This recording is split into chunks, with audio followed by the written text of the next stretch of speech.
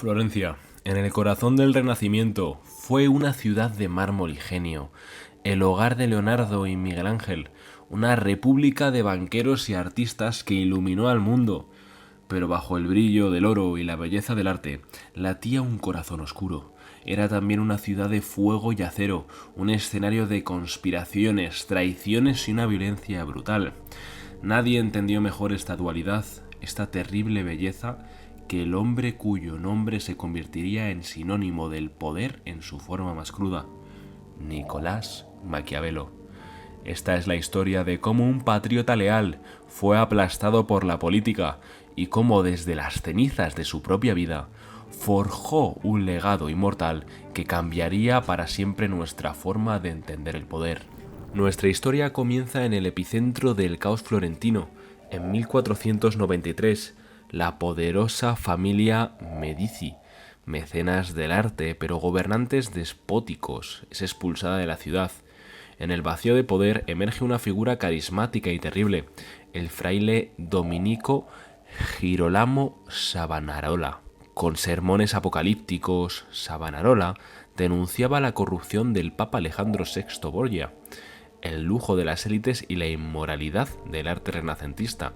Instauró una teocracia, una república de Cristo, donde la virtud se imponía por la fuerza y el miedo. Libros de Petrarca y Boccaccio ardieron en sus hogueras y la ciudad de la luz se sumió en una oscura penitencia. Pero el gobierno de la virtud estaba destinado a fracasar. La política real, con sus alianzas cambiantes y sus intereses económicos, no se rige por sermones. Excomulgado por el Papa y abandonado por los comerciantes florentinos cuyos negocios sufrían, Savonarola fue arrestado, torturado y en 1498 ejecutado en la misma plaza que había dominado. Para un joven observador de 29 años, llamado Nicolás Maquiavelo, esta fue la primera y más brutal lección de política. La moralidad desarmada conduce a la ruina. En el juego del poder, la piedad sin fuerza es inútil. El drama de Florencia era un microcosmos de una tragedia mayor. Italia no era una nación, sino un mosaico de estados rivales, un campo de batalla para las ambiciones de los reyes de Francia y España.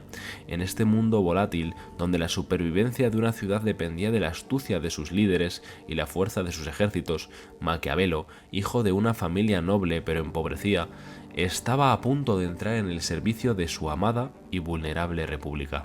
Tras la caída de Savonarola, Florencia restauró una república secular y en 1498 Nicolás Maquiavelo fue nombrado secretario de la Segunda Cancillería.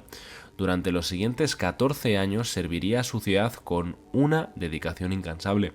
No era un soñador, sino un burócrata pragmático, un patriota que creía en el gobierno republicano y trabajaba desde dentro para fortalecerlo. Su cargo lo convirtió en el principal diplomático de Florencia.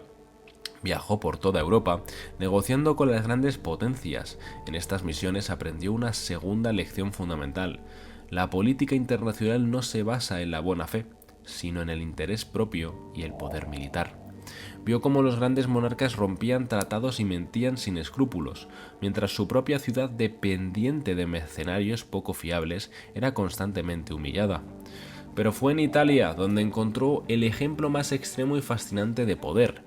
En 1502 fue enviado en misión ante César Borgia, el ambicioso y despiadado hijo del Papa Alejandro VI. Borgia estaba forjando un nuevo estado en el centro de Italia, con una mezcla de audacia, crueldad quirúrgica y engaño magistral. Maquiavelo fue testigo presencial de su genio político y militar, observando cómo utilizaba la fuerza para imponer el orden y la astucia para eliminar a sus rivales.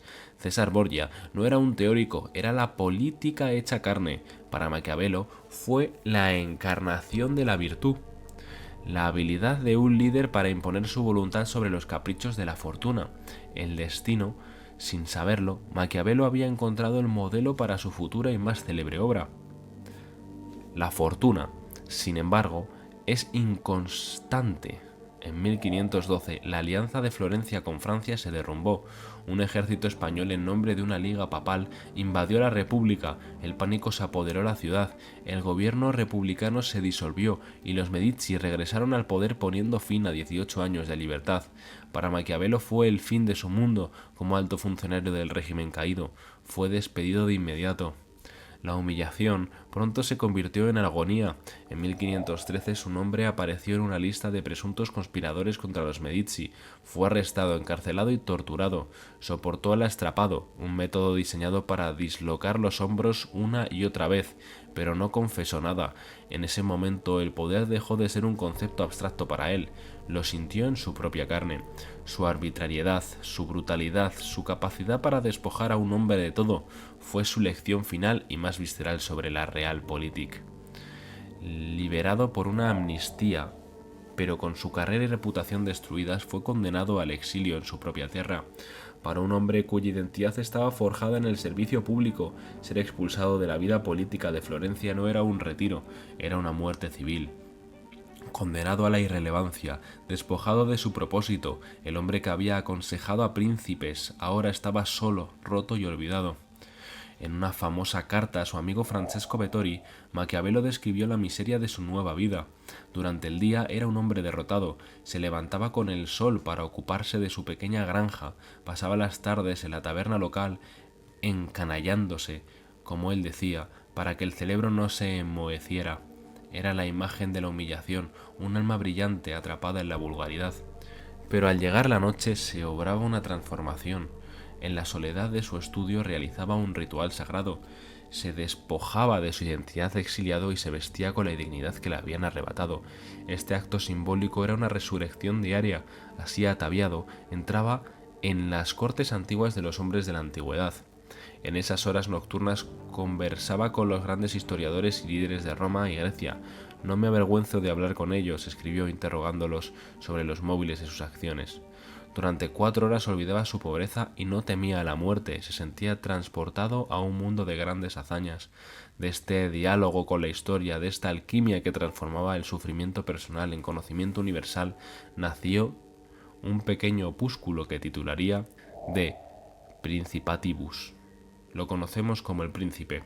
No lo escribió para la posteridad, lo escribió como un memorándum desesperado, una demostración de su valía, y se lo dedicó a los mismos Medici que lo habían destruido, con la vana esperanza de conseguir un empleo y volver a la vida. Su obra maestra no le sirvió de nada, aunque continuó escribiendo obras fundamentales donde revelaba sus verdaderas simpatías republicanas. Maquiavelo nunca recuperó su lugar en el mundo. Vivió sus últimos años como un fantasma en su propia ciudad, un hombre fuera de su tiempo. Murió en 1527 a los 58 años, sintiéndose un fracasado, amargamente despreciado por los mismos conciudadanos a los que había dedicado su vida. El Príncipe se publicó 5 años después de su muerte, y el escándalo fue inmediato. El libro fue denunciado como un manual para tiranos, una obra escrita por la mano del diablo.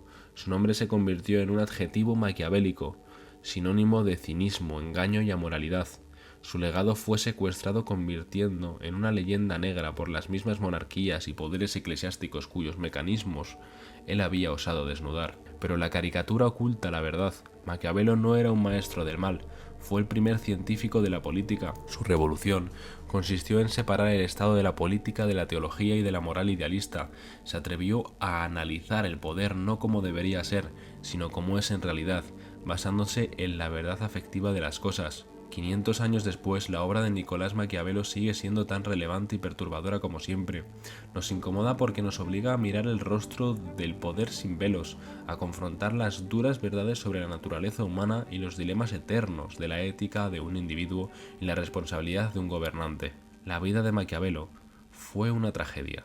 Fue un patriota que murió en el exilio, un consejero que nadie escuchó, un genio cuyo nombre fue maldecido, pero en su fracaso nos dejó el legado más duradero, un espejo implacable en el que, aún hoy, se refleja la verdadera naturaleza del poder, y nos dejó una pregunta que sigue resonando a través de los siglos. Para gobernar en un mundo imperfecto, ¿es posible ser a la vez un buen hombre y un buen príncipe? Si te ha parecido interesante este vídeo, apóyame con un like y suscríbete al canal, y como siempre, un fuerte abrazo.